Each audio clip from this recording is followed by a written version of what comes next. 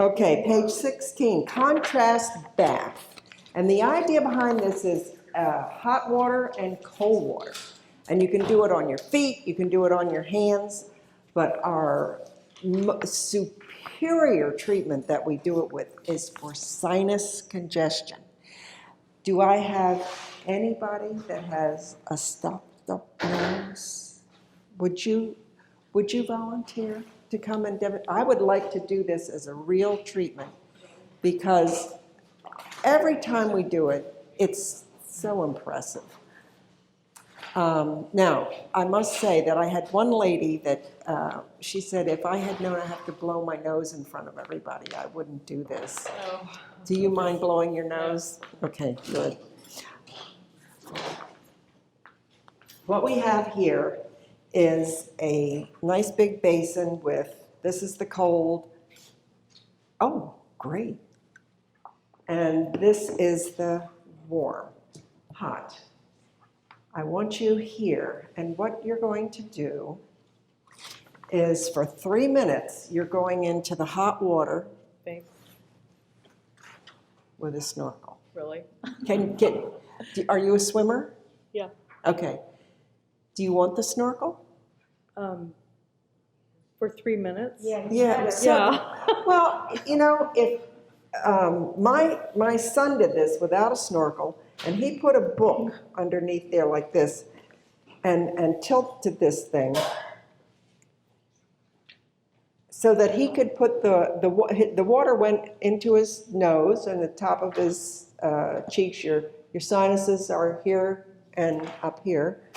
And he could have his mouth out of the water, and he just breathed in and out of his mouth. You breathe in and out of your mouth with this. Okay. And I want to tell you, there's no treatment like this for sinus infections of any kind. It's fabulous treatment. Can you still hear me? Your teeth bite on that, and your lips go around the outside. Okay. All right, I want you to put your chin in the water and see if you can stand it. Yeah. That'll be all right. And test this one too. This is the cold. Is that all right? Mm-hmm. I'm going to put some salt in the water in both of them. Regular salt. Because all of your tissue here is saline, and you just feel a little more comfortable if it's salt water. She's going to go in for 3 minutes. We're just going to do one exchange so you can see how we do this. But however, how do you feel right now? What is your experience? I have a headache. You have a headache. This is also good for headache. Is it a sinus headache? Yeah, I've had a cold. And I'm still Okay. getting over it. We're going to just do 2 exchanges, and then Valerie's going to take over again. But we're going to keep doing it because you would usually do it 3 or 4 times. Okay. Now, after she puts her face in this for 3 minutes, it's going to cool down because you aren't as hot as that water is. Okay. And the same thing is true with the cold. It'll warm up. So I am going to add a few ice cubes to the cold, and I'm going to add hot to the hot. When she's in this one, I'll add hot. When you're in that one, I'll put a few ice cubes in there. You don't put a towel over them. No. You need to do a towel. No. This looks like it's going to dip into the water, the little barrel thing. Okay. And I often just lean on the table like this to support yourself. Okay. All right. You want me to Go start? ahead. 3 minutes in the hot. Huh? Can I tell them how to do it in the sink? Or are you going to talk now? Now, as soon as we finish this, Okay, then. I'm going to take this off and you're going to go over Okay. there. And you can tell them then.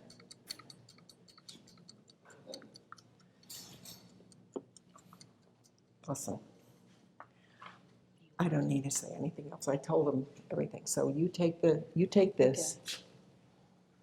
Yeah, because you can just walk Yeah, on the tree. There's no need to. And put this in back of your arm.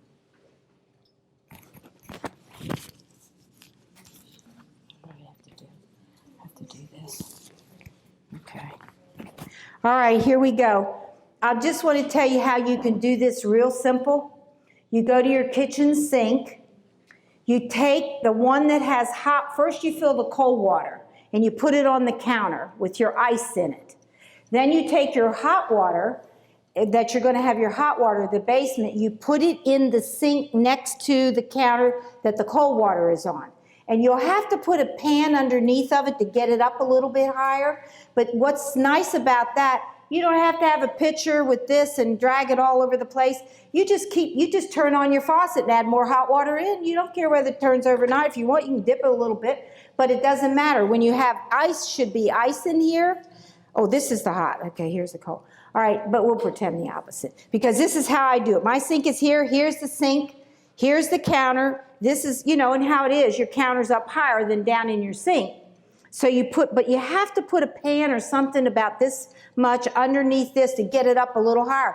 Then you can just stand there and do your contrast back and forth and back and forth. You can just turn on the faucet, add your water, and you can do the whole treatment. You don't have any mess. It's all there. You don't have to carry any water. It makes it so simple to do. But this treatment is so profound. If we could tell you the stories that we have had in giving this treatment in different parts of the world and here, you would be amazed. But because I can't tell stories because time is running out. And that's so hard for me because I love to tell stories. But I'm going to tell you about hot foot bath. There's about 3 ways to do a hot foot bath. This is one of my most favorite treatments.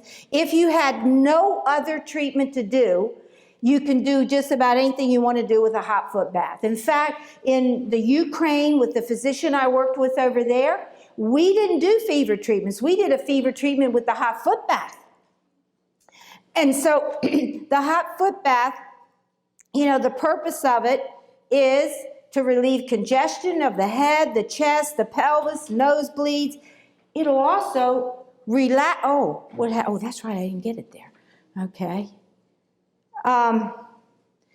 It'll relax you too. If you're really wired again, you can also go and do a hot foot bath. Now, I'll just tell you one story when I first learned about this. Now, this probably goes back 35 years ago, maybe 35 plus, somewhere in that neighborhood. And I went to a class and I learned how to do all this. I got sick. And I thought, well, I'm just going to do that hot foot bath. So, I'm doing the way I was taught in the kitchen. You get your buckets, you have to haul your water, you have to... Well, by the time I got all that put together... Okay, here she goes now. She's going to dunk in the cold. No, wait.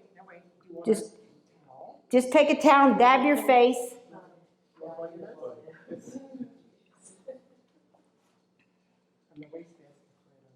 And you really have to have it because it'll open their head up so fast.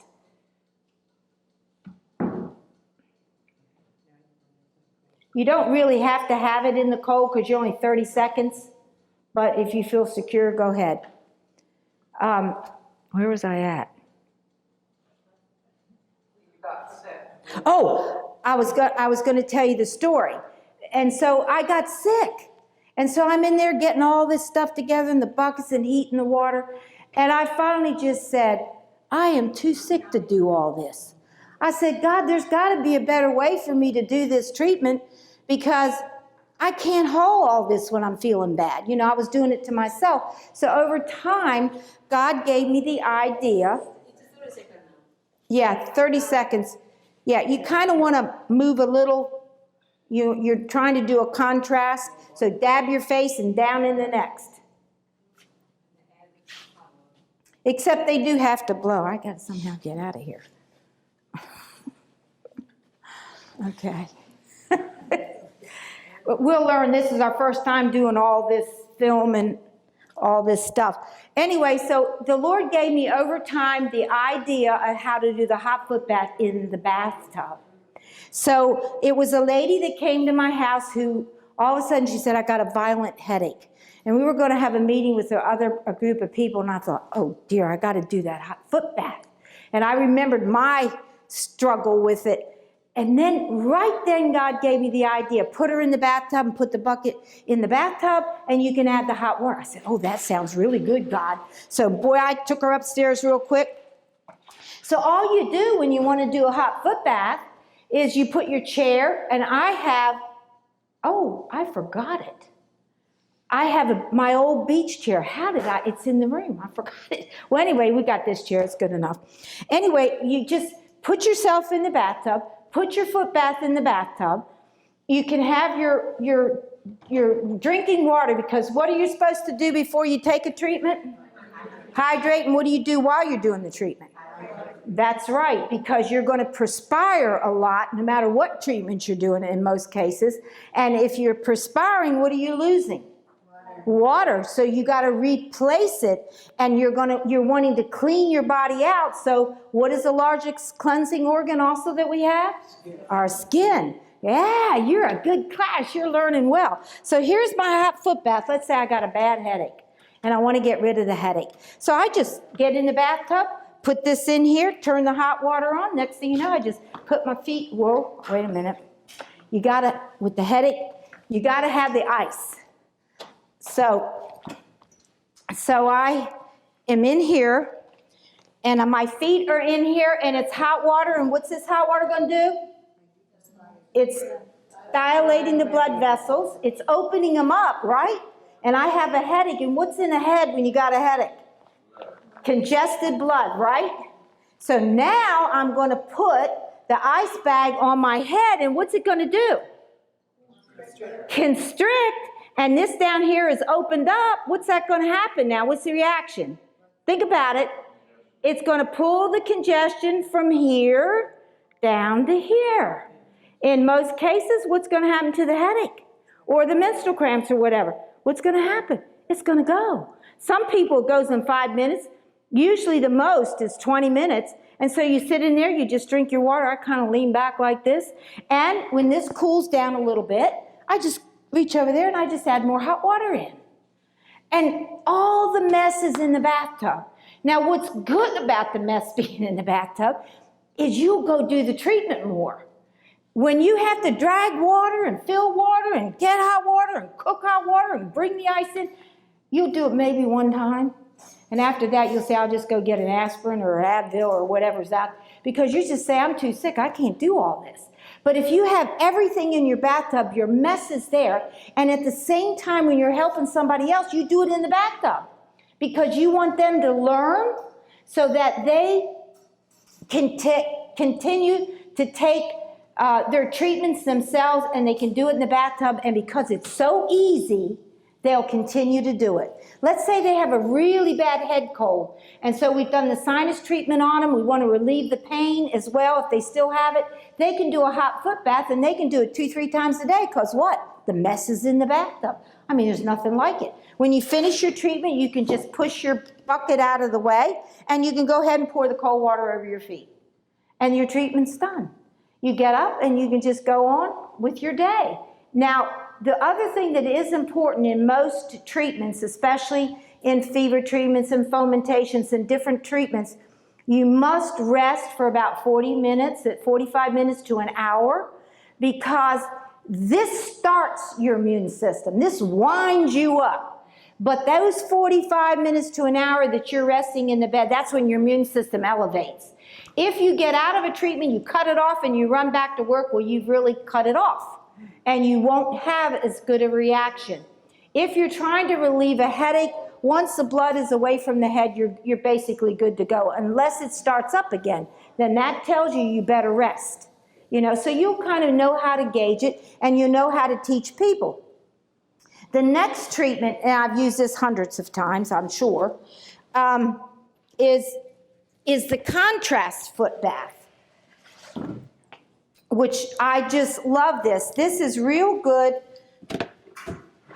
I need to probably do it over here because you can't see if I'm sitting in front of it. I'm going to fill 1 bucket with ice water, and then I'm going to take the hot water here. What I do is I fill the ice in the kitchen, and just the ice. I bring it in here, put it under the faucet, put the cold water in it. Then I slide it over this way. Then I put this under the hot water, and I fill the hot water the way that the temperature that I want. Now, to gauge your temperature, what you need to do, how I do it with people, is put your heel in first and bring it up. Then the flat of your foot touch the water, bring it up. By that time, you can go ahead and duck it in. The water temperature can be perfect, but when you haven't stuck your foot in it yet, it'll feel hot and you'll come right out. But if you prepare your foot to touching it and, first the heel, then the bottom of your foot, and then finally go in, it'll feel good. And you can just gauge it for yourself. I don't do any temperature stuff here because everybody's different. And so they can gauge that for themselves. Now, how I do this, I hope I don't knock this over. But anyway, this is my homemade bathtub. One of these days I'm going to make a good one. This is made out of a wash machine box. But anyway, so I soak my feet here in the hot water. I have my timer that Helena has. Turn it on for 3 minutes. This is if you have pain in your ankles, tendonitis, arthritis, whatever, you sprained it, whatever it may happen in your ankle, your foot, you put it in there. I tell you, it feels like $1 million. As soon as you get them feet down in the hot water, the pain almost dissipates. I mean, literally dissipates. So you get a double treatment here. You're helping what's ever going on in your ankle, but it also relaxes your body at the same time. So it's kind of nice. You'll come out of this treatment and you'll feel really good. So when the 3 minutes is up and the bell rings, I just pick my feet up like this and I just go right over to the cold. And I do that back and forth. Usually I do it about 6 times, or 7. I use, 7's God's perfect number. The books say 6, but in some crucial things, I do 7. And so you can go back and forth. And what's nice about this treatment, think about it. You got a really painful condition going on. You need 2 or 3 treatments a day, let's say. Are you going to do it if you can just go to the bathtub and it's all set up and all you got to do is pour the water in?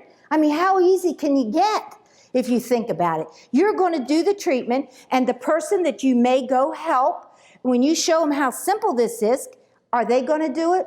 More than likely they will. But if they got to haul that water, it's going to be another story. They won't. Now, you may be in a country or a situation that, you might have to do some of that. But for the most part, you're here in the United States and everybody should have a bathtub. I know they're starting to get rid of the bathtubs and having nothing but showers, but do it in the shower. Figure out how you can fill that water up.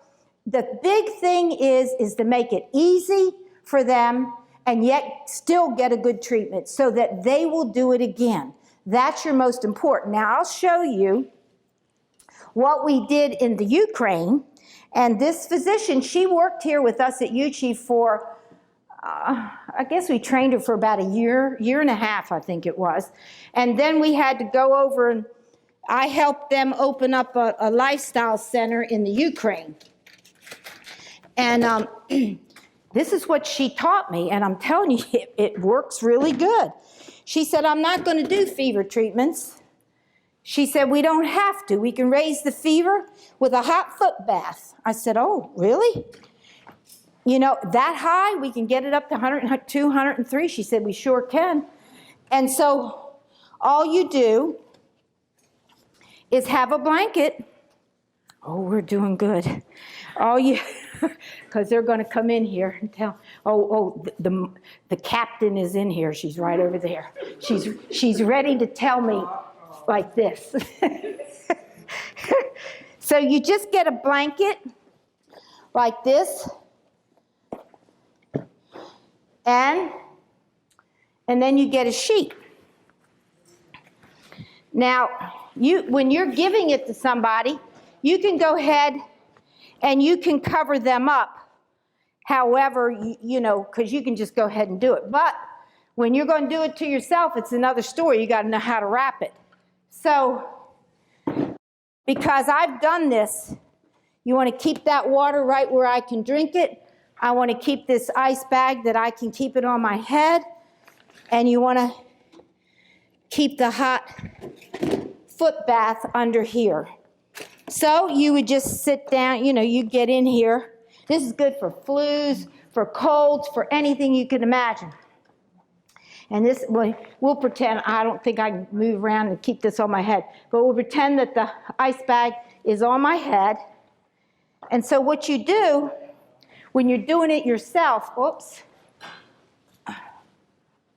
you want to wrap your neck around so no air gets down in you.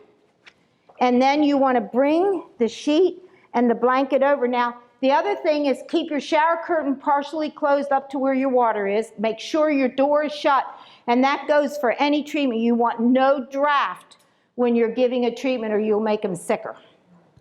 So what you do is you make sure that you cover yourself up. Let's see if I got this right. Well, you can get the general gist of it. And I cover myself up because, well, I don't do that. I don't care if the blankets get wet. Because they will, but I'll show you that how I do it if you have to do it in a pad. Well, I'm going to do it with the fever, anyway, the thing is you're doing this for yourself. Move this chair this way. You got to be drinking, right? The whole time. You're doing this to yourself. So what you do is you make sure the blanket comes over this way. Where's that blanket? Give me the rest of the piece. You just grab it and pull it over yourself. The whole major thing is get it up here and, cover yourself as best you can. But you want to make sure this hand can get out. You see what I'm saying? When you're giving it to somebody, it doesn't matter. But when you're doing it yourself, you got to wrap yourself so this hand gets out and you can drink your water. And so you can sit in here and you keep adding the hot water to your feet. You have your shower curtain closed. And let me tell you, you can get the fever up real fast, 102, 103 with no problem whatsoever. And so that's all we did in the Ukraine. We did this for our cancer patients, for anybody that needed a fever treatment. I do fever treatments on my husband if he comes down with the flu, or I do this. It knocks it out in nothing flat, especially him. He responds incredibly to them. And so this is something you can do for yourself. You don't have to worry about drowning in the bathtub by doing a fever treatment if you're afraid you could conk out. I mean, there's probably been some cases like that. I haven't heard of it. But, for your own safety, until you understand your body and how it reacts, you want to work on the safe side. And so if you do it in here and you just fall over in the bathtub, it's not going to be such a big deal. You won't drown. So the idea is you can raise your temperature and do all this yourself and be safe. And that's what you want to do. Do you understand it? Any questions? I'm almost. Between the hot foot bath and the contrast foot bath. The contrast foot bath is simply for any kind of inflammation conditions you would have in your feet or your ankles. The regular foot bath is simply for drawing blood congestion away from the head, from the chest, and from the abdominal area. This is for flus, for fevers. You're going to want to raise your fever up. This particular one works to cause you to sweat like you're in a steam bath. It raises your temperature up, and it goes after the virus or bacteria that you basically have picked up. The contrast shower is the same for if you want to relieve inflammation. Yeah, hopefully I'll get to the contrast shower so that I can cover some of that for you, how we do it and what it's good for. I do one almost every night. I do the hot, and then I blast that. I tell myself the cold's coming, and then I turn it on. And then when you get through, the big thing is even when you're doing the fever treatment, you don't always have to do a cold mitten friction, but the big thing is when you get done, you don't want your blood pressure to drop. So you just sit up, you unwrap yourself, you sit up on your chair, and then you slowly, even coming out of a bathtub, you slowly, and if somebody's helping you there, you want to do that in the beginning. Eventually, when you really get used to your body, you'll know how to go about it. Then you just stand up. You don't move quick. You stand and then you stay there. Same way coming out of fever treatment. You stand until you can feel my body's okay. And then you know what you do? You say the cold's coming, and you turn on the cold shower. And you can just grab a brush or your mitten friction, and you can go ahead and just rub your whole self. You have your bed all ready, and I'm going to show you that tomorrow. And then you get out of there, you wrap yourself in a dry blanket, and you already have a glass of water at your bedside. Your bed's all ready, and you get to that room as quick as you can without being chilled. You jump in the bed, and you stay in there. I say an hour is the best. And you rest. and you do your best to stay under there. I have a hard time when it gets hot. Sometimes I'll stick out my one finger. And sometimes that helps me stay there. Same way in the fever treatment. Sometimes I can't stand it. And so I'll stick out one finger. We're not supposed to get anything out, but I'll stick out one finger, and so help me, the one finger helps me stay in there, and then I'll pull it back under. Okay, look, I did it right on time. Look, she's over here doing acrobats. Okay, so anyway, we're done. You've been a wonderful audience. Please get here early tomorrow. I think, oh, my slip is falling down from me getting it. Uh-huh. So you did the fever treatment, how long you stayed in? Only hot water without the conscious cold water? Here, no, only hot. Only hot. You'll finish with cold, but that's only hot. And we just do, How long you sit in? you can stay in there for a good 20, 30 minutes in this. You know, as long as you're feeling okay and as long as you're hydrating, 9 times out of 10, 99 and 9/10 of the time, you're not going to faint. I want to say something. Okay, go ahead. Her headache is gone, and she feels a little cleaner here, you know. So it's a one, there's no treatment like that sinus treatment. We quit doing some of the other stuff because this one we get such profound effects with it. And it's easy. You can show them and they can just keep on doing that sinus treatment. It's a wonderful treatment. And by the way, I have snorkels. And the only reason I have snorkels is because you can't buy them this time of the year. Helena and I used to go to the dollar store and get them, and this year, dollar store across America didn't have them. I called, I had to get an importer, and I was able to get them for $5. So if you won't be able to buy them anywhere, if you try to go in a scuba store, you're going to pay, you know, 30, 40, whatever. So these are just cheap enough, and we got them because when we do this seminar and the fall seminar, you can't buy them anywhere unless you live in Florida but we always got them at the dollar store. I asked the corporate office, how come you don't have them? They said, well, we don't know. We're just not selling them or something. But so now I was able, like I said, I got an importer and I was able to get them. So if anybody wants them, you don't have to get them now, but if you think about it and you want to do this kind of treatment and you want to make your little kit, you've got to have this treatment. All right, I'm done.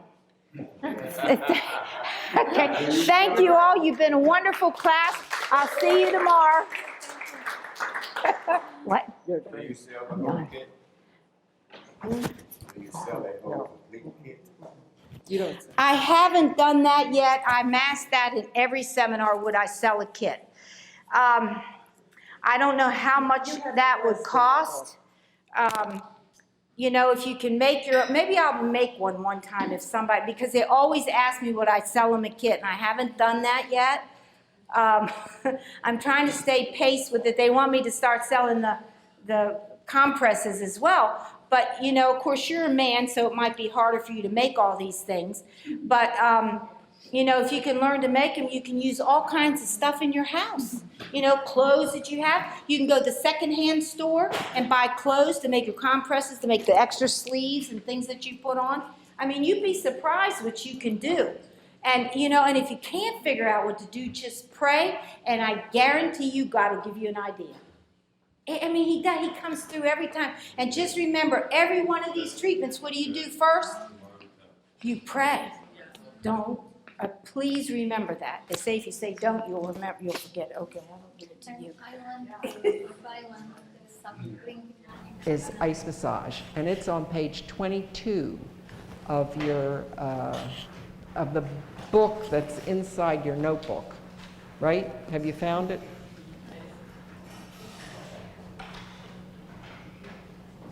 Natural Remedies book. I think you got it in your folder also. Yeah. Yeah, there's a whole book called Simple Remedies, and it's on page 22. Ice massage. You take a styrofoam cup and put it in the freezer 24 hours before you need it. And of course you freeze it and get a block of ice. And I'm going to cut the bottom off. Do I have anybody with a stiff neck or a stiff shoulder? What do you have? What is it? Arthritis? A hurting foot, no? A hurting foot? Months ago. Not even 13 years. I always use a knife or a scissors to cut this, because if you don't, you end up with very jagged edge, which you can, you can scrape the person. Do we? Oh, okay.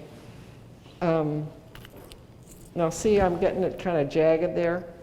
If that touched the skin, it would be a little uncomfortable. And where you can use it. Do not use alternate hot and cold or fomentations. The temperature changes are too great and shocking for them. This is for children and babies. You don't want to use this kind of thing. Remember, they do not understand what the treatment is all about. They can't really gauge the heat and tell you it's too hot or too cold, so you never want to use it on children. They may become restless and hard to keep the fomentation in place. And as a result of that, they can get sicker. So you don't want to do that kind of thing. Okay, here it goes. Write this down. You can go if you want to see Helena and I doing this treatment again, because this treatment has many facets to it, and it's almost overwhelming when you see me doing it. And so you'll grasp some of it, but if you go to Mountain Media Ministry / Uchee Pines, most of the time she and I come right up first. There's a lot of other talks on there, Dr. Agatha, Dr. Diane, but you'll see us doing it. And there's a few glitches in it because they called me 5 o'clock in the morning and he said, we don't have much time, but we want to put fomentations on the internet because we were expecting that big pandemic. I think it was swine, bird flu, or something, some big pandemic they expected. Well, it was really to empty out all the flu shots. But anyway, I don't want to go there. So we tried, I was scurrying up here trying to pull stuff together because he said, we don't have time, we're just coming through, we're almost there, and we have to film you. So anyway, we pulled it off as best we could, but the general gist, there's a few glitches here and there, but you'll enjoy it. Okay. I need somebody to be a patient for me. Excuse me. Okay. She's saying it's better. She's on her side. She is backwards looking so you can see the country. Like that. Oh, yeah. Well, why didn't I just ice it? I just So anybody that wants to be iced will be iced. Okay.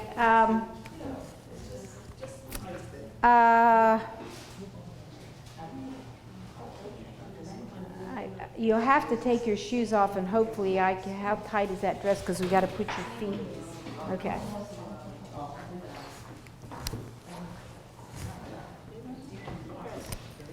Question. I know we're doing fermentation, but the same thing applies to an ice massage for somebody who has vascular problems. You do not do an ice massage on them because of vascular restrictions. What does it Yeah. say on page 22?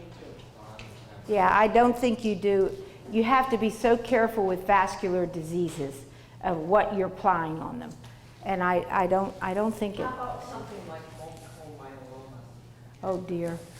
Let's get into that later on. No, you're not going to do that either. But anyway, not direct. We can go ahead and do fever treatments on them, but not direct, because that usually affects their whole skeletal system. Yeah. All right. Now what I want to show you first, this is how we make the bed. This is how, the bed part, don't look at the fomentation. If you were giving any other treatment and you're going to go ahead and send that person back to the bedroom to rest.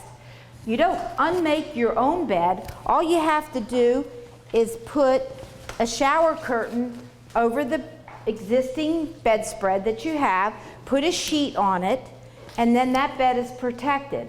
And so after they have sweated out really good and taken a shower, some of them are still real tired and they want to go back to bed. Well, you can pull their you pull all this off and they can jump in bed. You know, so it's real nice to be able to do this. And you can get these shower curtains I got for $1 at the dollar store. So, you know, you can find all kinds of things when you get out there looking. So this is how I make, you know, if you're in a home setting, you're going to give this treatment in the bed. Or if they have a big dining room table, you can go ahead and fix that up. Put a mat on the dining room table, you know, and it's a little higher and it's a little less back-breaking to do the treatment. So you just have to figure out whatever circumstances you're in, and if you have a massage table, well, you just carry it wherever you go, and that really makes it convenient. So anyway, I put a pillow, and I usually put a towel on the pillow because that will help to soak up the perspiration, because they usually perspire quite a bit in this treatment. Then underneath, I have a fomentation already wrapped in a army blanket. And I have a long one in it because I like to really have the long foamy for the spine. And they stay on this through the entire treatment. I never change this particular fomentation. And so I have it over, I bring it right up close to the pillow. And I usually have one towel tripled. And then I have another towel tripled. And if you notice, there's 6 folds right here where the buttocks is, where your lower back is, because when you're doing these fomentations, you have bony areas on the body, and one of them happens to be in the sacral area. So I make sure that stays good and padded, otherwise it's going to burn her. And I'll show you how we protect the shoulders and everywhere else, because we have to do that because it can get hot. But there's just a few things I'll show you how we do. So whoever my patient is, oh dear. So you want it, it's just hot. You gotta boil it, that means it's hot. Is it hot now? It's hot? Oh no, we're going through all the motions, but it's no, we're not giving a real treatment. That's not possible to do. You put it in boiling water? Pardon me? No, I'm going to show you that in a minute. I'm going to get there. I'm going to show you how we heat them up. Where did I go? Okay. Now when she's up here, I'm going to go ahead and turn the pan this way, and we're going to pretend, go ahead, go on down. Now what I do is I let her test the water first. I have hot water in here, and I let her feet go down and test first her heels, then the bottoms of her feet, and then finally I put them in, and most of the time they can. If you drop it down in, they're going to come right out. Now I tell you a little bit about, I made these because everybody wanted them, and what I do is I put that over there so through the whole treatment the blankets and sheet don't drop into the water, because otherwise they always, no matter how much you think it won't happen, it happens every time. Now if you can't have anybody that can cut out wood and do that for you, I showed how you can do this. You can just take a heavy piece of cardboard like this, and if you want to find a heavy piece of cardboard, if you go to Lowe's in the morning about 7 o'clock when they broke up the boxes from washers and dryers and so forth, you can get a box, they'll give it to you, and then you can cut out a nice heavy piece of cardboard. And then this is a kitchen garbage bag, and it fits perfect in it. So then I cut it out just like I've done the wooden ones, and then you just go get yourself it's pipe, what do you call it? As many times as I say it, you think I'd remember it. Well, anyway, it's pipe insulation, and you just put that over, and why you do that, so in case their legs were to touch that. You can do this if you're into a situation doing a hot foot bath and you don't have a bathtub, then you're going to want this, because those blankets will drop right down in that water every time, and so then you can just make your own, you know. So now I want to put this towel right underneath her legs in here. Then it'll rest on it. It'll also gather up the extra perspiration, because she will perspire in her legs quite well with this in here. The other thing that this does is it keeps the foot bath warm. Most of the time we have to keep adding and adding to it, But since I have put this over top of it, it pretty much keeps it warm throughout the treatment. I don't have to add any more. However, I go and I check, you know, to see, is it warm enough? And if not, all you do at that point is you make sure you have a pitcher of good hot water, and you just push your feet to the side and hold your hand there, and then I start pouring it in here on the corner, and then I oscillate the water like this with my hand to make sure that it gets around in there good, and then I put that in like that. And then I move her feet back over because the hot water is already mixed quite well. But it's a rarity that I have had to do that since I use these. Okay, now I have to remember what side was what.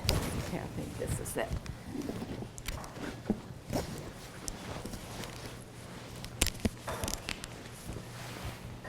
Now, when you're doing this treatment, they will perspire quite good, and you might eventually, with some, want to put an ice pack on their head so that they'll stay cool. But I never do any cold to the face or ice pack to the head till I see little perspiring around the nose and across the forehead. Then I know they're starting to really, you know, you could say sweat good. So that's a clue to me to go ahead and start wiping their face off. And you just have ice water, and you have a washcloth. By the way, when you want to do your mitten frictions, and I'm going to show you that in a minute, all you have to do is have a washcloth, and you sew it down this side and sew it over here, and then you can stick your hands in and you have a glove. So you don't have to go through a lot of expense. Okay, now I'm going to go over here. Where did Helena go? Helena, would you go back there and get the steamer? It's either, I think it's back, way in the back. I forgot to bring it. As I told you yesterday, I use the microwave because I love the microwave, and you have a garbage bag, Walmart. I'm telling you, it serves for everything, Walmart. These are my old fomentations that I probably bought at least 35 years ago from Dr. Thomas. He was in California, and he made these.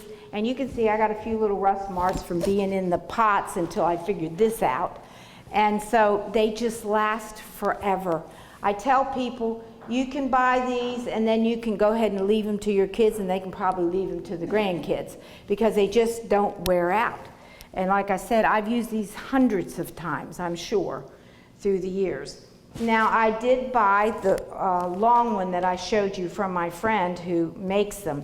So what I do is you wet these down quite well. You don't want them soaking wet, but you want them good and wet. If they get too soaky, you know, just wring it out a little bit like that. I usually fold it over 3 times. You put it in a microwave bag like this, and then I just put it in the microwave. Well, let me get over here. Oh, would you believe I still have one in there from the, oh no, I have the bag. I was going to say last class, don't tell me I did that. All right, I got to set it up here like this. I just put it in here, whoops, and I kind of fold it over like this. Depends what size microwave you have, and then you just turn it on. Now, when I first do them, I usually do 2. I put another one in another bag, and I put both of them in there if I can get them in. If not, I just do one at a time. It takes me a good 5 minutes, and you know me, I will do 8 or 10 minutes to get them good and heated up. And sometimes I go in there and turn them over, you know, because the hotter they are, the longer they'll last. And then after I've done that, and I take one out, but I better talk about this first. Here is, you know, this is a canner, you know, the steamer canner, you know, that you can your food in. You leave this rack in, and you can take these and fold them up and stick them down in here, and you have water at the bottom, just like you do with your canning jars, about that much water. Takes every bit of 45 minutes to get this steamed up good to do these. And so that's quite long. And so I thought, well, you know, the microwave will just do beautiful. I can heat them up so fast. And if you're worried about microwaves, you can get a, no, I don't have one on me. You can get a neutralizer that neutralizes all the EMFs coming off of this and off your phones and so forth. I do have some I can show you later. Or you just stick it in another room if you're concerned about it. I think this is excellent when it's a small microwave. You know, if you're doing some medical missionary work and you're going into people's homes, then you can take your own. They may not have one. But it certainly expedites this treatment a whole lot faster than this. But you may be in situations where, you know, you have to use this, and I have been in situations, and I didn't even have anything this nice overseas. I just had to get a pot and do one at a time sometimes, you know, to get them getting hot. You can do any number of ways. You can bake it in the oven if you needed to. I mean, you can come, God will just inspire you and give you all kinds of ideas of ways to do this. But after it's hot and I've taken it out, and I should have a glove to show you, I would take that out of the microwave like this. Now me, I've done it so much I don't worry about it. I just grab it like this. Let me leave that one. I won't put it on there anymore. And I just take the bag like this and I drop it out like that. And I take my fingers and flip it over, you know. But if you can get your gloves, you can do it. I've just done it so much that I know how to grab and not burn myself. And these are army blankets. So if you have an army store where you can go and get these blankets, you just fold it up like this. You can fold it over this way and then bring it back like this. And then you can just roll it up and take it over here. And many times this is how we do it when we're preparing everything else. I may stick it right under here to keep it good and warm while I get her chest ready. Now, in order to get her chest ready, I have to use towels again. So I take a regular towel, and it's nice if you can get some nice fluffy ones. I'll show you the ones I have in my kit. You just fold it 3 ways, just like this. And you put it on her chest. Most of the time, if you have a nice thick fluffy towel, 3 ways folded will be just right. And what did I do? Oh, that's right, I put it here. So now I have this, and it's hot, so you got to be careful. Put it on her chest. Then I have another towel. Again, you can just see how I fold it. I fold it 3 ways, and then that's enough to, you know, trap the heat from it. Then I take the blanket, bring it up like this, and I just make sure she's covered quite well. Now I have also, what's this for? Drinking water. And I have a quart because then I can keep her drinking. And I make sure before the treatment, what is the most important thing in any treatment that you make sure is done before we give the treatment? Hydrating them well. You want them to drink a couple glasses of water, you know, before we give the treatment. And then we want them to drink continually through the treatment. And the reason why, do you remember? They'll get a good response. If they are not hydrated well, you'll have a very difficult time getting a good response in the treatment. And many times that's why treatments sort of fail. They don't do well because they're not hydrated enough. So you need, and that's for any hydrotherapy treatment, they must be hydrated well. So let's say right now, I'm seeing that she's getting some perspiration on her nose and her forehead. So I put that in ice water, I wring it out real good, and then I kind of just do this with my hand. Let me see, this way, what am I doing? This way, and then you know how you do that. And then I just go across her face like this and wipe that up. And then when I see she's really getting, oh dear me, I left my ice bag. But anyway, then I would make sure her hair is out of the way like this. And I would put an ice bag, let's pretend like this, put an ice bag in this bag where I folded a towel. We're pretending this is an ice bag, right? Okay, so I would, you just sew a hand towel up. This is wonderful for ice bags. You try to put it in a wrapped towel, it's so hard to keep it in place, especially if you're going to sleep with it or something. And then I go ahead and put this right here at the back of her head. Now in a bed, I have a pillow right here, and it holds it on her head quite well. The table is not long enough to do that, and then I keep it there. Now maybe that'll work okay.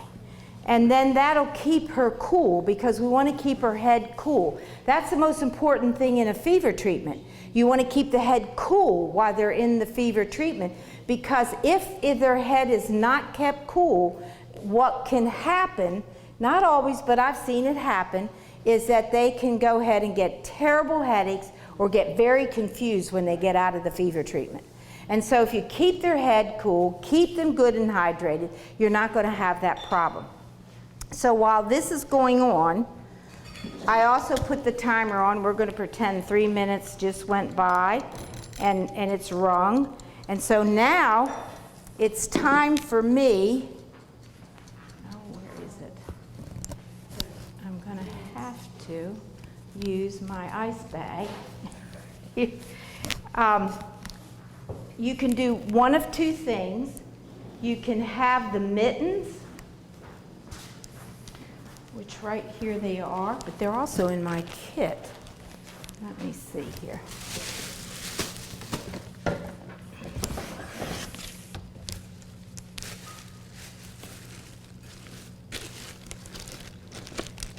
You did put them back, didn't you, Helena?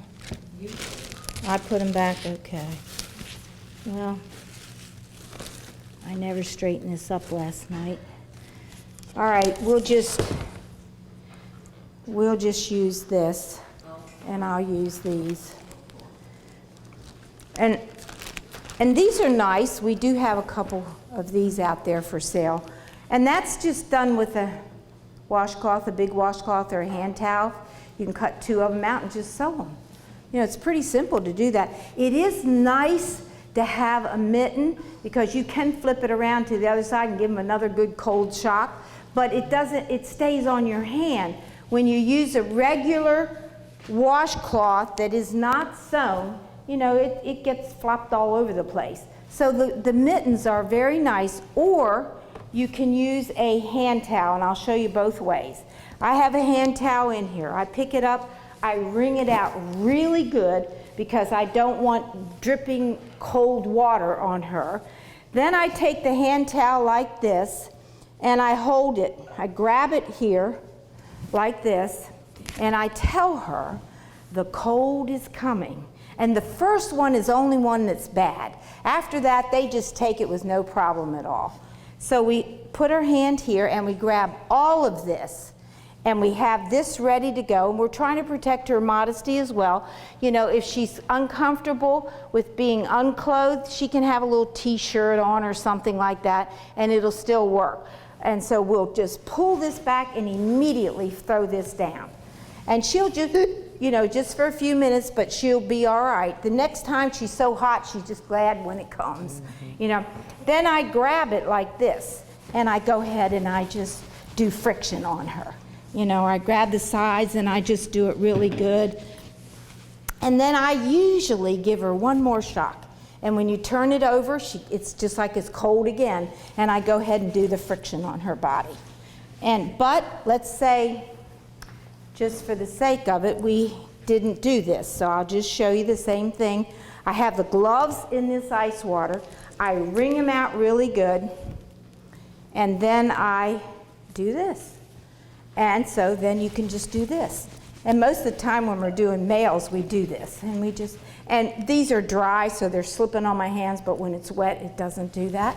And then we just go ahead, and then we can just flip them over like that and give her another little shock, and you're just doing friction. Then you have a dry towel, and you're wanting to dry her off. And why would you do that? This is ice, this is heat. If you put heat and some droplets of ice water on her chest, if it was there, what would happen? It creates steam, and then she's going to get a really bad burn. So you want to always make sure she's dried off really good. And let's say I'm putting the towel back down. I put it down like that, and then I hold this towel and just pull this right out from under her. And then I would fold up. I would take this foamy that we just used. Now sometimes, in fact a lot of times I should say, I have these things so cooked up that I can use it 2 times. That makes it easier for me. So now we pulled this out of the microwave. We do the very same thing, and you can fold it whichever way is convenient for you. And we just fold it up like this. Come over, and it's the same procedure. We put this over. We cover her up. We give her a drink of water, have her drink some good water. I can see she's perspiring. So now I'm just going to, let's see, I always get mixed up doing this. Here we go. And we just go ahead and tap her down. Then she says to me, oh, she says, my shoulder's burning. Would you get my, excuse me 1 minute. I forgot to.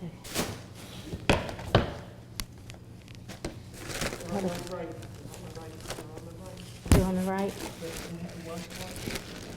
Yeah, all these. Make sure you have a lot of washcloths, and this is about the weight. I have the towels, you know, a heavier weight. I like them nice and heavy like that. But you want any kind of washcloth. They don't have to be really thick. These are just fine to use. And what you do, she says, oh, she said, I'm burning in the back. So all I do is pull this up, and I just roll her over, and I stick a washcloth right there, right where she tells me. Then we get going along in the treatment, and she says, oh, my shoulder's burning me. So I get another washcloth, and I come over here, and I just pick this up and put it right underneath. So that way we don't disturb her treatment. We don't pick her up and try to put another blanket underneath of her. That's very inconvenient, and that's not good because she could get chilled, and we're not going to get a good reaction, and we could make her sicker. So you don't want to do that. And sometimes I've had them all padded up because the thing was really hot. She might say up here, because this is another bony area. Also, the sternum is another bony area. So if she's complained there, I just pick this up and put this right down there on her chest. She may have another place, and she says, this is burning me. See, here's the bony area of her body. We just put that down there, and we can pat her up, and she can do just fine for the rest of the treatment, because it's where the skin is thin over the bone that she will feel extra hot and could burn if we didn't go ahead and protect her. So now we're going to take these things out, and we're going to do the very same thing again. I'm sort of partial to doing the towel because it's just, I just like it. It covers them up, keeps the women modest. The men, I probably use the mittens more. So then I just pull this back quickly, throw this down, and we're doing the same thing. You know, and then I just go real quick like that, and then we do it again. You know, you can rub your hands this way. And you'll get the hang of it after you do it enough. So then you put this towel down, hold your towel on this side, and pull it right out on the other side. You know, after we've dried her off. She doesn't get chilled by us doing that, because while we're working, it's okay. Then we dry her off, and then we go ahead and pull this out. So let's see, what is next? So now you do about 3 exchanges. Sometimes we do 5 or 6. It just depends how sick she is and how she seems to be responding real good in the treatment. And so most of the time I go 3, well, I go 5 to 6 times usually. I make sure she's drinking water again. And now I'm going to cover her up because we have finished the treatment. Hold the blanket, pull this one out because now this keeps her nice and modest. And I've checked the water down here, and it's still keeping nice and hot, so that's what these covers are so good for, is to have that. So now we're going to finish the treatment. How we're going to finish the treatment, the first thing I'm going to do is take this off. And we have here some nice, very cold water, could have some ice cubes in it. And I'm letting her know, but she doesn't care now because she's so hot. And one more thing I want to show you before that. Many times they will really perspire between their legs, and she's got a dress on, I can't get in there. You just take a towel or some wash rags and you go ahead throughout the treatment and just check to wipe away the perspiration, because sometimes it's uncomfortable. But usually when there's a pillow under here, and you can actually even put a towel over it if you want, that kind of takes it, and then she's not as uncomfortable. So, you know, your most important thing is to keep them comfortable. You build their confidence up, and I've already gone through with them about the blood vessel in the skin so they understand what's happening in this treatment. And many times when I'm really concerned, are they confident in what I'm doing? Are they, you know, like, is this really going to help me? And I go through it and I say to them, now look, what have we just done? Because I've been teaching them. Every treatment I go through the same thing, because I want the mind to connect with the body. And then I always say to them, are you going to get well now? You know, all this good blood just came in. All these good white blood cells are in here. You know, all this good oxygen is just coming in, and it's just carried all the waste matter back out.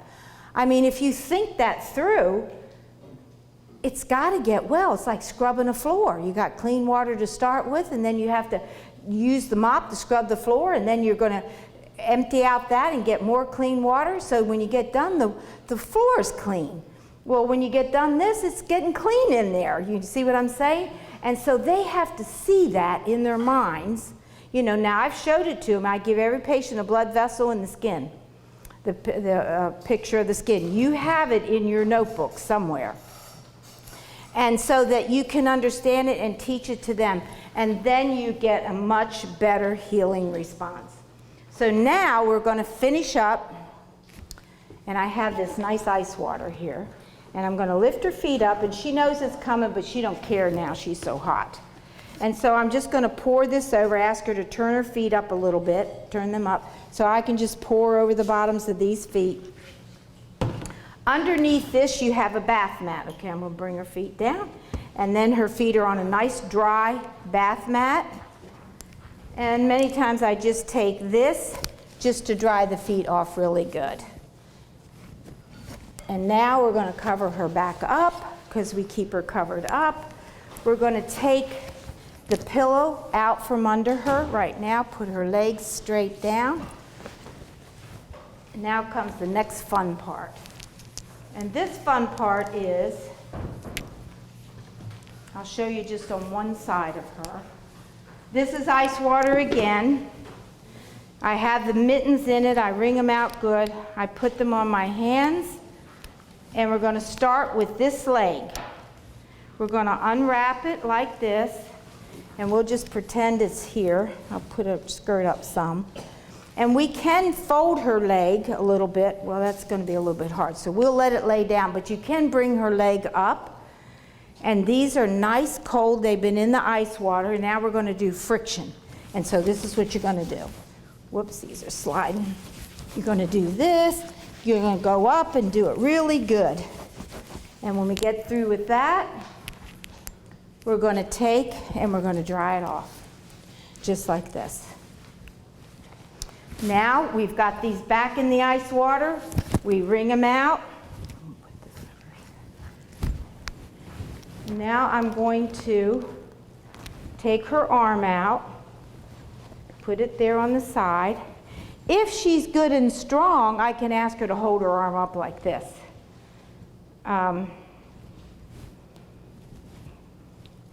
And so we would just do this. Let's say she's not real strong.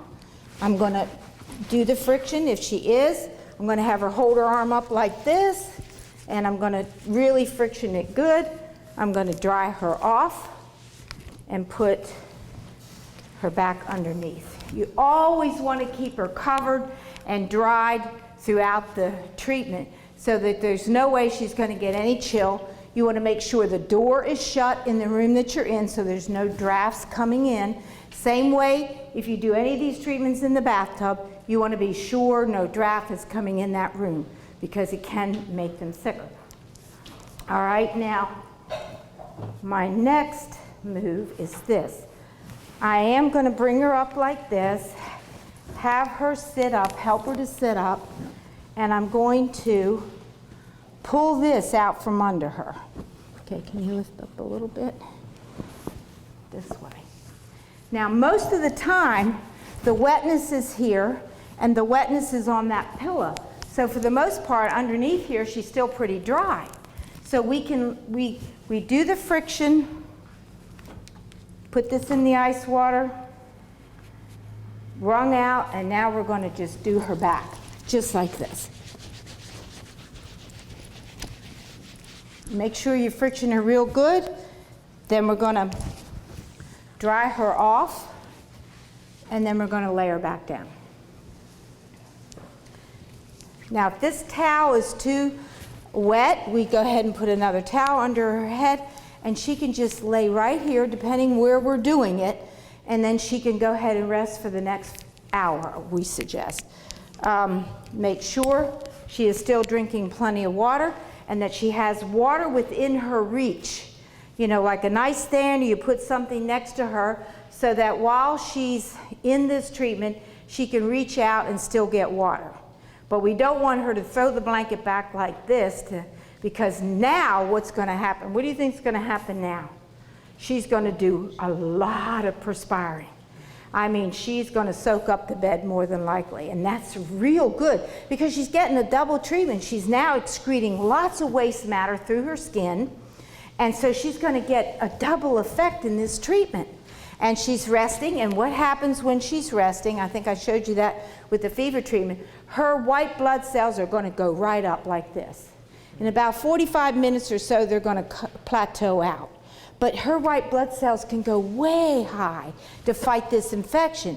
Now, if she got out of this treatment, jumped off the bed and went back to work, what do you think will happen? She's not going to get much effect at all. You know, might felt good here, might opened up the bronchi some, but she's not going to get the healing effect that she would get if she rested for the next hour because of the blood count raising up, her white blood count raising up. So that is so important. And so she's going to rest for the hour or as long as she wants. Now, when she is done this, what do you think the next thing would be we would do? Give her a shower. And if she's weak in any way or feeble in any way, then we're going to stand in there next to her, have a chair in the shower if need be, so that she's safe, and then she's going to shower off because she's going to have a lot of impurities. If you don't shower after any of these treatments that you have perspired in especially, then you're going to reabsorb a good quantity of the waste matter that you've just now excreted. So it's very important that she showers, and then, you know, she can go about her day if she's not real sick, you know, depending what the problem is. There is a way that you can do this yourself, and I've kind of figured this out so that when I got sick, as I did one time, I had to figure out how I was going to give myself fomentations. And so I will tell you that, maybe I can just briefly tell you, I cooked them all in the microwave, stuck them in my canner pot because that kept them warm while they were in there. I got a ice bag and I did this. Oh, I'm so sorry, I forgot that ice bag. Maybe you better. Let's say this is the ice bag. I fold it into a towel like this, or in the bag, and this towel has been wet, and the ice bag will make this towel real cold. And I keep that in a bowl. Next to me, I do it on the couch because the couch is lower to the floor. So I have the pot there, and I have my ice in a large ice bag. Not the little one, but the large one is best. So that when I put the foamy on me, And at my feet, I only have a hot foamy. I don't do water on the couch because you're going to spill it. But you can wrap, in many cases, you don't have to have water to put their feet in. If you put a hot foamy or whatever at their feet, it'll keep them warm. And so if you're doing it for yourself, you can do that, and you're not going to have a mess on your couch. And so I just reach down, I put the fomentation on me, and most of the time I cook these things up good enough that I can usually go 2 times for sure. And then after I take the foamy off, I dry myself real quick, and I reach over and I grab the towel with the ice bag in it, and I just bring it up on my chest and I start rubbing, like that. Then I just put it down. See, I'm not wringing it in water. It's in an ice bag with this wet towel. Put it right back down, grab the next foamy, or pull this one back down on me after I've dried myself off. And you can give yourself a good fomentation just by doing that. But on the couch or something that's as low as a couch is what you would need to do this on. How about a hot heating pad? You know, the ones that you order from For your Michigan? chest? No, that's not. You can use a thermophore. Because it does have moist heat. You can get, some people told me they get some good reactions. It doesn't have as deep penetrating heat as the as the fomentations do. I would always say this is the best way to go, but if you don't have it and you have a thermophore, you're in some situation, then go ahead and use it. You're going to get some response. You know, you may not, the rest of your body, 9 times out of 10 is not going to, you're not going to perspire very much from that, but you can still get, you know, a reasonable amount of treatment. But if you're really sick and you're working for someone sick, it's still best to use a good fomentation that has lots of heat in it and does a lot of penetration, where they do not. But I use that thermophore, thermophore all the time for my backache. And sometimes I use it because this is something else that's kind of nice. If you are restless and you really can't sleep well, you can take that thermophore, or you can heat up a foamy. You can either lay on it or put it right across your abdominal area. And it will pull the congested blood that you have from being, you know, wild and agitated and nervous and exhausted. It'll pull it away and you'll go to sleep. It's like a sleeping pill. It's wonderful. I have done it hundreds of times probably through my life. So do you sleep with it on? Yeah, I just sleep. Well, with the thermophore, it has a little thing you have to hold down. Maybe we can get one and we'll show that to you tomorrow. I just have a rubber band I pull up over it because I'm not going to hold it because I know I'm going to go to sleep. And as long as I'm padded good with the towel, it's not going to burn me. And so it stays on, and sometime in the middle of the night I wake up and I throw it off and I pull the rubber band so that it cuts off. Do you put the wool around the thermophore? You do. Put the wool.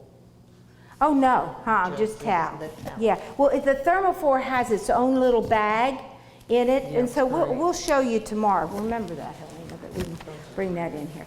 Okay, I thank my patient. Excuse me, you wipe both sides also, right? Oh, yeah, I do both sides. I'm just showing you this side but yes, we do both legs and we do both arms, and we've done the chest, and then we finish off with the back. This case was pneumonia or?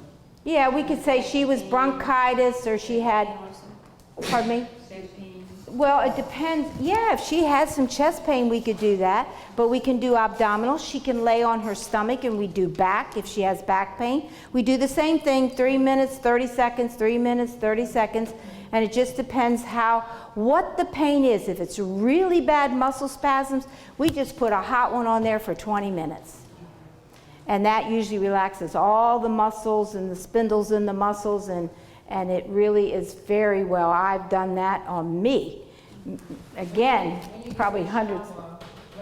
Hot and cold, or just when you give her the shower after?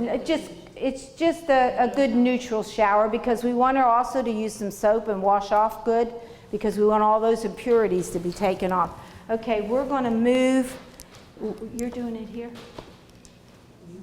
Take that on and you tell them about this is the salt glow. So you tell them. Okay, we're not going to do anybody, right? Or are you going to do their elbows? Yeah. Okay. Our next treatment is going to be, here we go. We're going to do salt glow. Anybody? Now this treatment is the most amazing treatment in terms of it's real good for your skin. It'll get rid of all these hard calluses or rough skin you have, and it'll give you nice smooth skin. But the other thing that this is so good for, and I think I have it in here, is if you're tired, if you're exhausted. Now do this in your shower, because the mess again is in your bathtub. I mean, do it in the shower or the bathtub, because the mess, oh, what happened? He didn't, give me a minute. I have to find the arrow, John. Keep going across the other side. This way? Other side. This way? Oh, there it is. Okay. I like to know how that thing gets out of control. Okay, here is salt. It's good to have the good kosher salt, you know, like a coarser salt. Pickling salt is a good salt to use. But you know, if you don't have either one of those salts, just use the table salt, just fine. Here it is. How can it help? It improves sluggish circulation. For general weakness and low endurance, you can be so tired and so exhausted. You go in the shower and you do a good salt glow all over your body, or you know, you can actually do loofah or body brush, and you go ahead and you just vigorously do this all over your body, and then you do a hot and cold shower. And you know what? You'll walk out of there like, I just woke up, and you'll feel good. Why? Because it's doing just what I said here. It's improving the sluggish circulation. You're getting your blood flowing really good. You're getting your blood to the surface of the skin.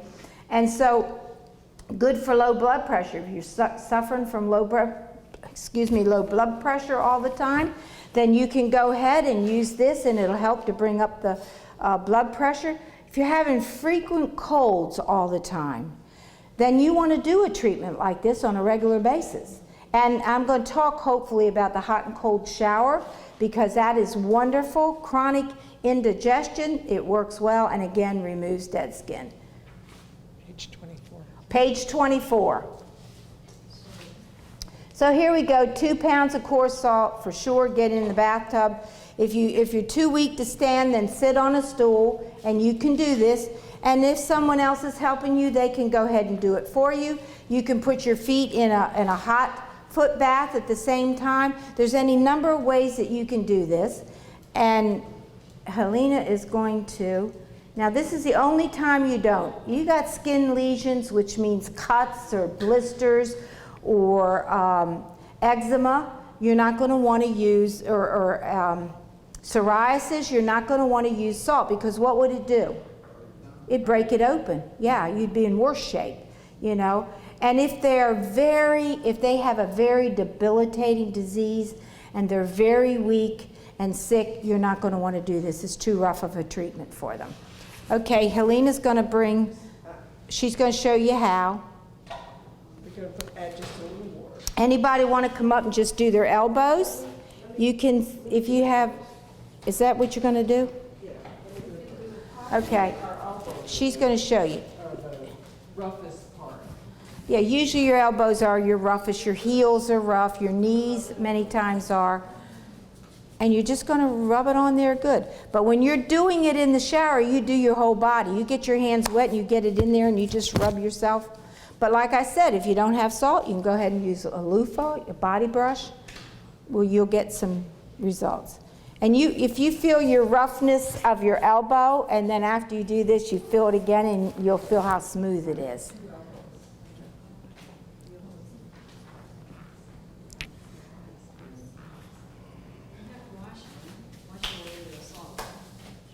Okay, we're going to go on to the next one, and this is one of my favorite, and that is charcoal. And charcoal is the miracle, as it says here, of adsorption. That's different than absorption. Absorption is with a B, this is with a D, and this is what it does, and I will show you what it does. Now, when I do charcoal, I have another kit, and everything that you see here is in here. And my charcoal's in here too. I have it in a container about this size that I keep in there. And so that if I have any reason to use charcoal, again, all I have to do is go get my kit, and everything is in there for me to do whatever. Charcoal is on, yeah, it's right, is it 10? Yeah, it's in the simple remedy section, and yeah, page 10.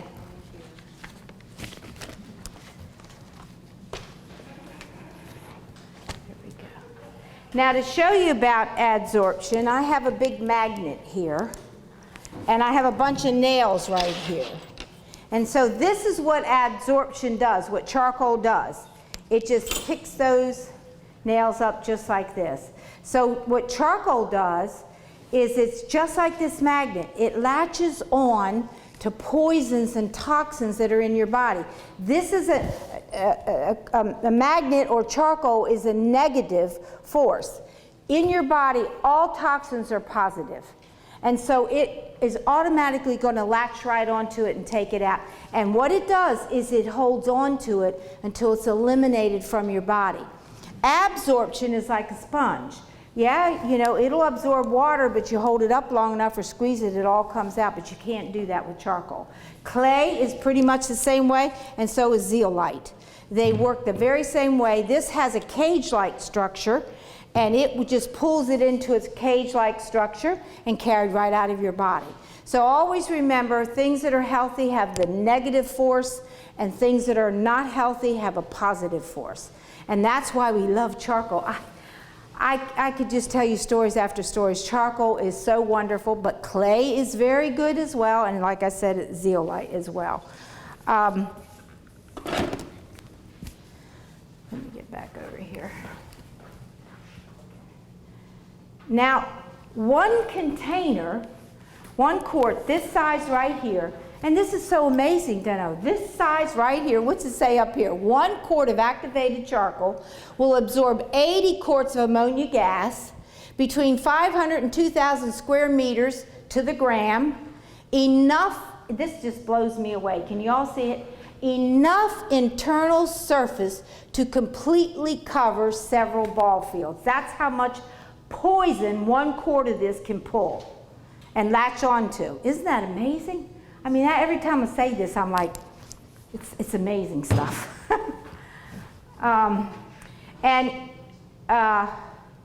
In fact, in Hiroshima, with melting down, the one products that they're using is charcoal, and they're using zeolite to mop it up, because it'll just latch onto all that radiation. If you go to the hospital and you have MRIs or X-rays, you go to the dentist, you do any of that stuff. I was at the dentist the other day. You just have yourself a jar like this with your water in it, and shake it up good, and because it'll settle to the bottom, and that's the slurry water. And as soon as you have your X-rays, you drink the charcoal. It'll latch onto any residue of radiation in your body. It'll latch onto it and carry it right out of your body. I'm also going to tell you what to do for flu shots with this as well, as soon as we get there. So it's just marvelous. That's a way to protect yourself, because that's what it does, and that's what they're doing over there in Japan. Let's see. Oh, here we are. It's FDA approved.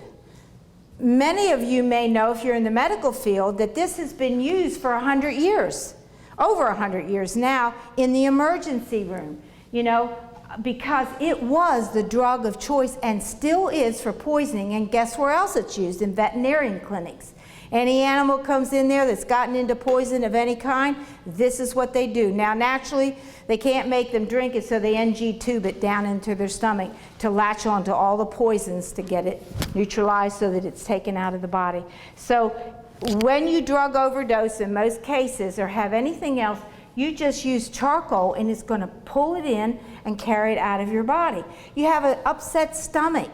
Let's say you just feel sick to your stomach, or you ate a bunch of wrong combinations and a whole lot of stuff, and you don't want to be miserable the rest of the night. Just make yourself a big, thick glass of charcoal and drink it down. It'll latch onto all those poisonous gases you've just created in your tummy.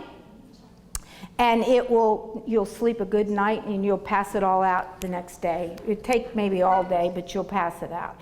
Okay, now what is charcoal made from? Well, it's made from woods, it's made from coal, it's made from coconut, and it's made from animal bones, and I'll tell you a story about that shortly. And so this is one that they're using. In fact, the Japanese are using the coconut. Now, what's the difference? Strength is the same. It's the coconut shell, not the inside of the coconut, that they make it out of. This has just a bigger surface, but the power of it is still the same as regular charcoal. It just has more of a surface, and the Japanese, you know, with the Fukushima meltdown, are using a lot of coconut as well over there.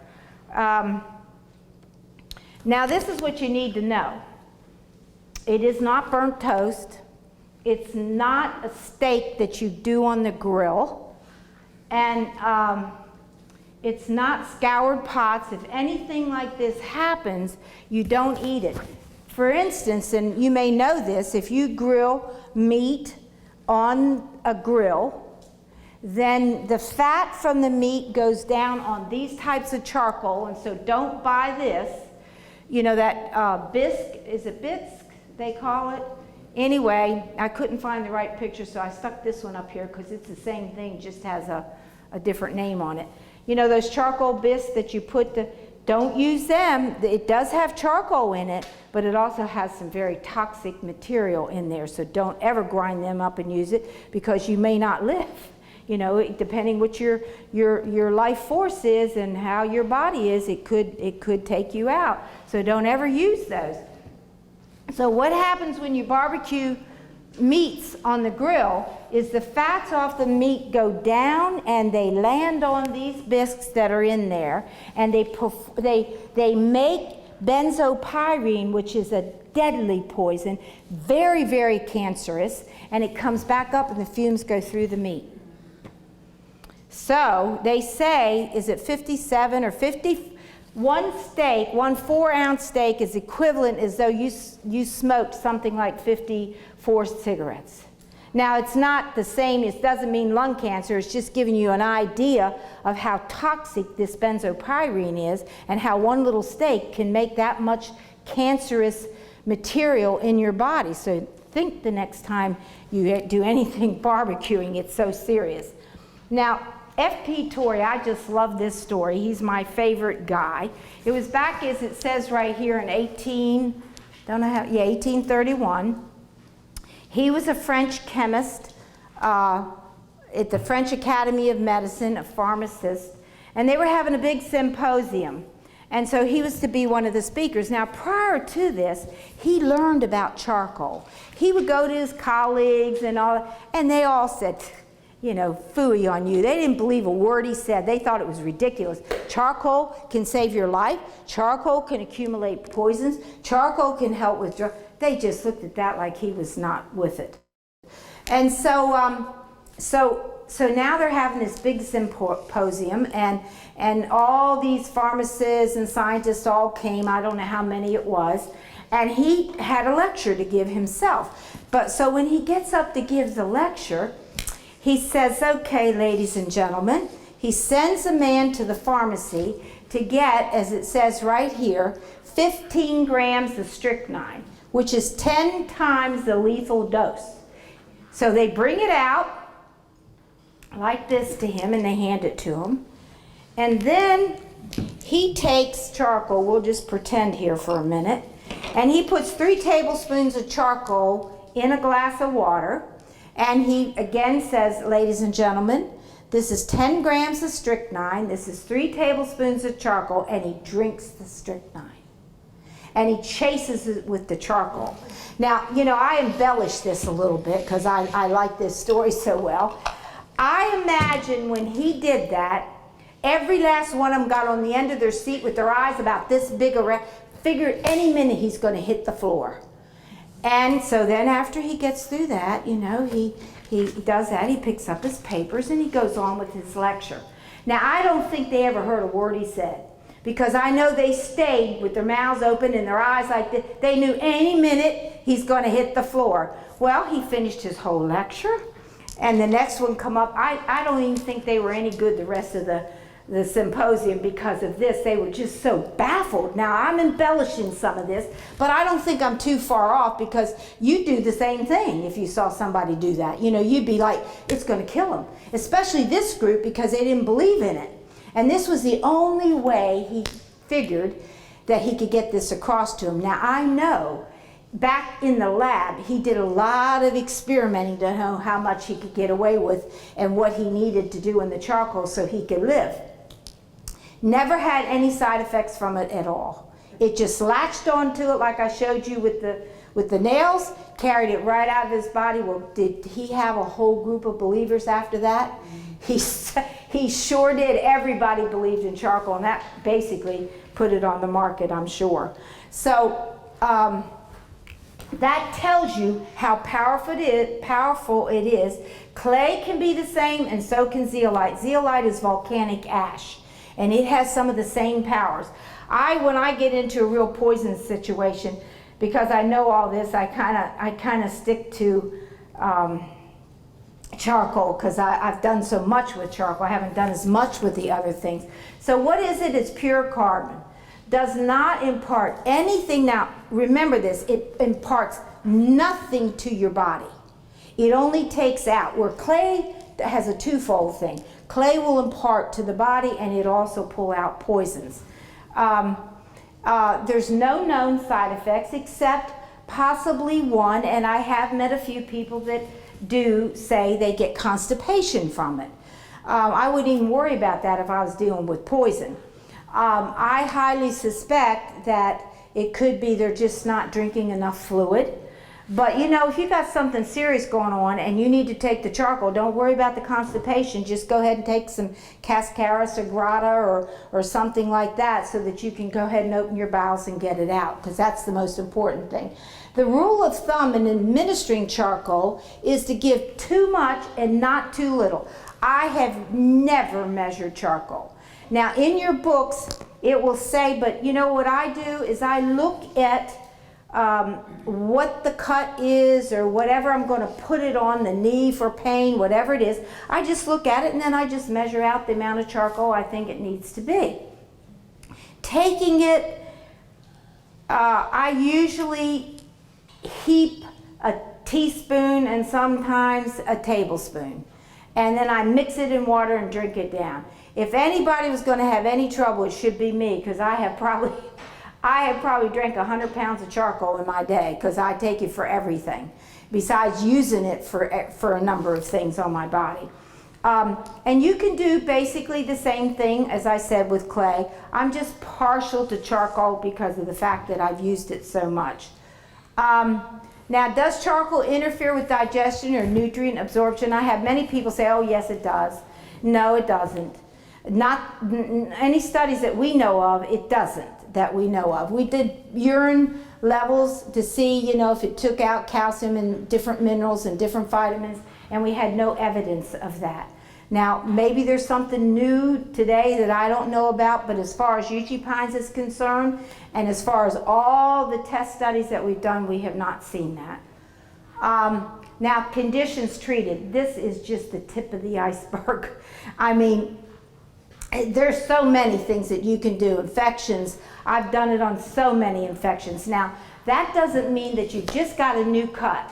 If you just got a new cut and you clean it out well, that doesn't mean it's infected.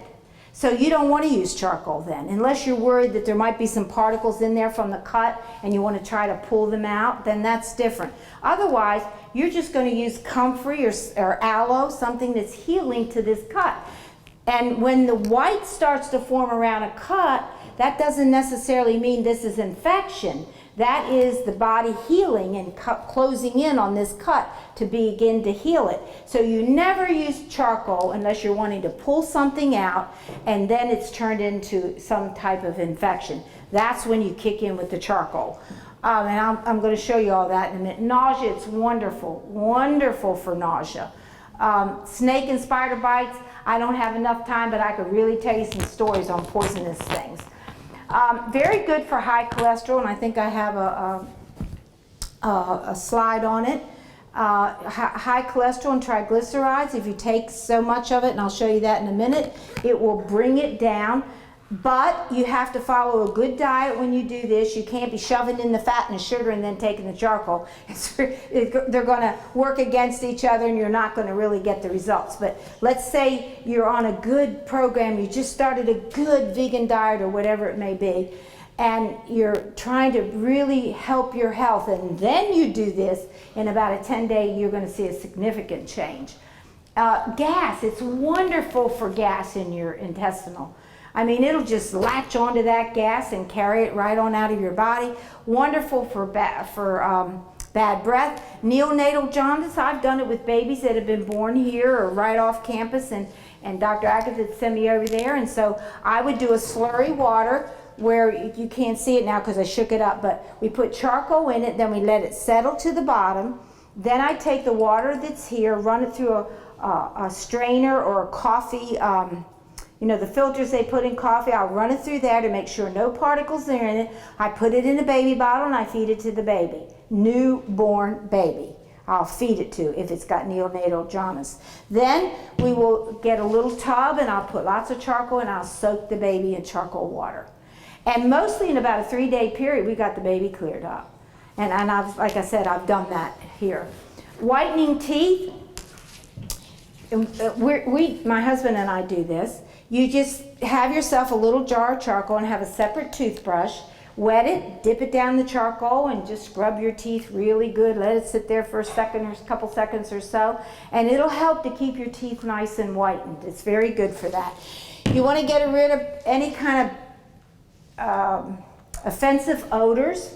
You can make a jar, could be any size, and you put your charcoal in it, punch holes in the top, and then sit it in the drawer or in the cupboard, or you could put a bunch of them around a room because it will just pull it right in. You know how baking soda, I think it is, you put in your freezer or refrigerator to accumulate oils? You can do it with charcoal. I mean, you can still use the baking soda because it works well. You know, eyes, ears, infections, conditions, I mean, it's endless. So let me go down, you know, ulcers, poisons, we already talked about. Very good for pain. You can have pain in the abdominal area, your leg, your knees, your joints. Charcoal is very good for pulling out pain, and I've done it many a time, and it does work. We're going to talk about more things that you can use, like cabbage and so forth, tomorrow. You know, it's fabulous for inflammation. I guess it's probably one of the best for liver detoxification. And you can clean your liver out in 10 days if you do it right. People that are on street drugs, people that have been taking lots of medications and pain medications, let's say you're really sick and you're in a lot of pain and you can't take it, so you take pain medication. Well, when you get out of the woods and you don't have pain anymore, then what you do is you take charcoal, 2 to 3 heaping tablespoons, well, I should say 1 heaping tablespoon of charcoal 2 to 3 times a day, you know, various times through the day. Do it for 10 days and it'll detox your liver. It'll pull all those drugs out of your liver and you'll clean it up. Fabulous for skin irritations and rashes and mini dialysis. We've had people, I had a patient who had the shunt put in and was going to be put on dialysis. Now, that's another story, I have to tell it another time. But anyway, when she left Uchee Pine, she didn't have to go on dialysis. We got all her kidney markers good, and we used charcoal. She had to drink a lot of charcoal. We made charcoal compresses and put over the kidney area. We've done that, and then there was a man we had years ago that we did that. And then Dr. Agatha and I and a group went to Florida to do a seminar, and we contacted him. We wanted to see, was he still doing good? Now, he stuck to the program, mind you. You know, some people get well and they think, man, I feel really good, and then they just start doing whatever they want. And he was still doing good. My patient was from a pretty wealthy family, and she tells me after, mind you, you have to do a lot of things to get this, they don't go on dialysis. You have to get their protein levels be low as you can get them, below 7. That's pretty hard to do because all vegetables and fruit have protein. Anyway, we got her balanced out beautifully. And she was so happy. Her husband was here with her. He was so happy. When we got ready, you know, we're getting him ready to go home because I think she stayed either 2 or 3 sessions. I can't remember. She tells me that the next day they're leaving on a cruise. I said, you can't do that. There's no way you can stick to a good program on a cruise. She said, well, I have to do it. The whole family is made up. You know, we planned this long time ago. And I said, your life's in your hands if you do this, and you're not going to come out of there unscathed. You're going to be going on dialysis. Well, she went on the cruise, and unfortunately to say, she had to go on dialysis. So silly, you know, I mean, so silly when we worked so hard and she saw the results. But she was more worried about pleasing the family than taking care of herself. So I just say that as a story to you. Nothing's worth that. Because how long are you going to live on dialysis?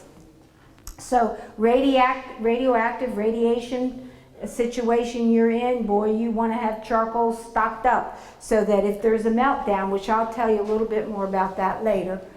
These little guys, I just love these little monkeys. They are off of, I think it's South Africa on an island. One time there was a really big flood and all these little monkeys lived on the main part of South Africa, but they got washed out and they landed all on this island, and the ones that lived in this flood. And so they started living on this island, but they didn't have the food that they needed.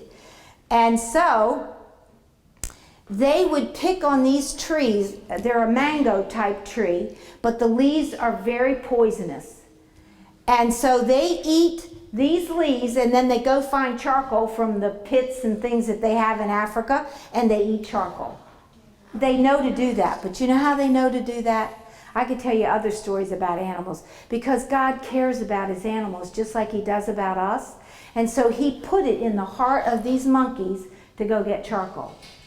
And so they go around to where there's campfires and things like that. They already have it scouted out so that when they eat these mangoes leaves, they know where their charcoal is, or they might even bring a piece with them. And then they chew on the charcoal and they don't have any repercussions from it. But they love these leaves.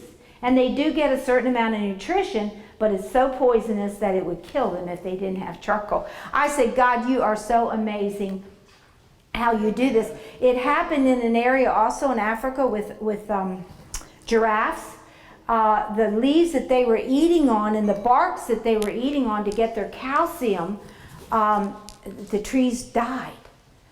And they didn't have any calcium. Now, you know, they're vegetarians, and, you know, they eat high in the leaves and the bark. And God is so good. He was concerned about his giraffes.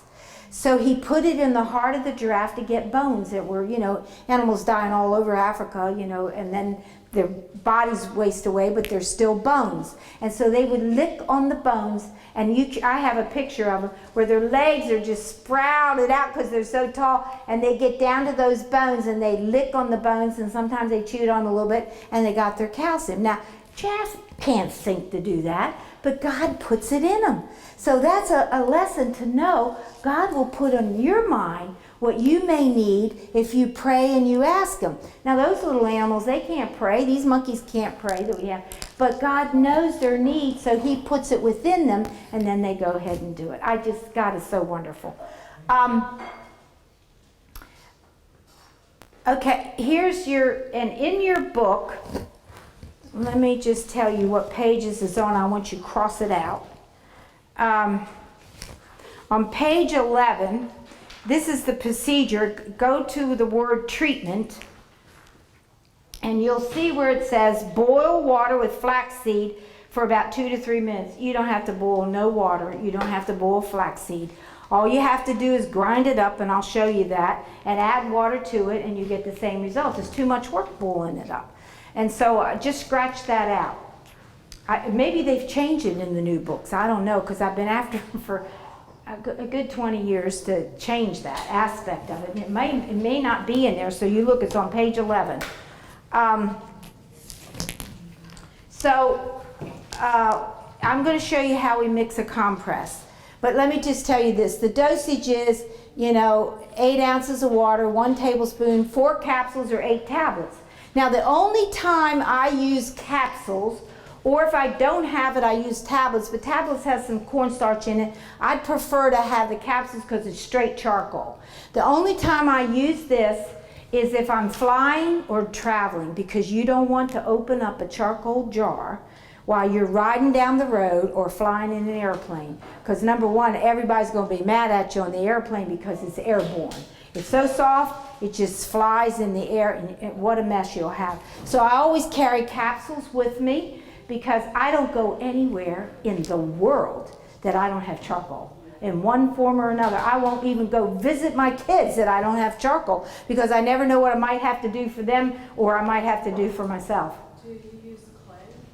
Yes, I do use clay, and I'll show you that. I even have a slurry water here with clay when you start taking it. French green clay is your best for all kinds of conditions, for tumors, for cuts, for whatever.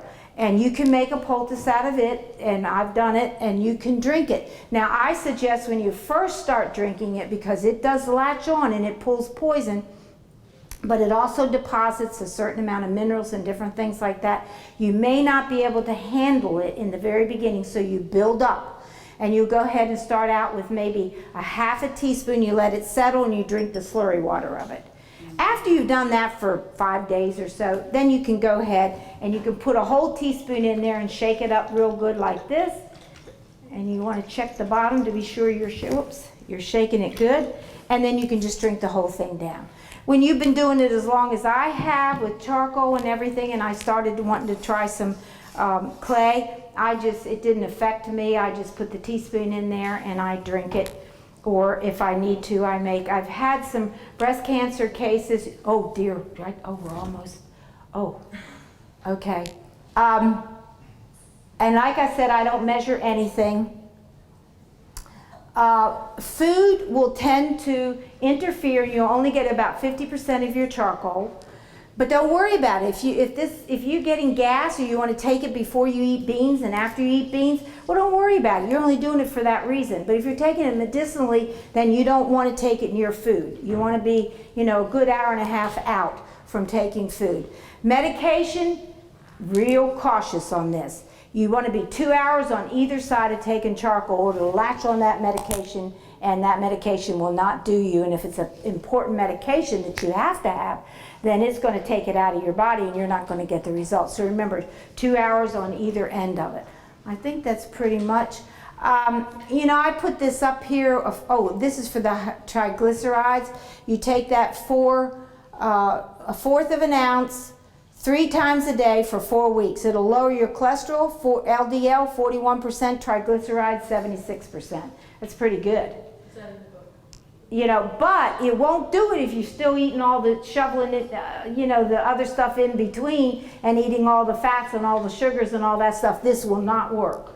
But if you're changing your whole lifestyle, you can do this to help lower your levels.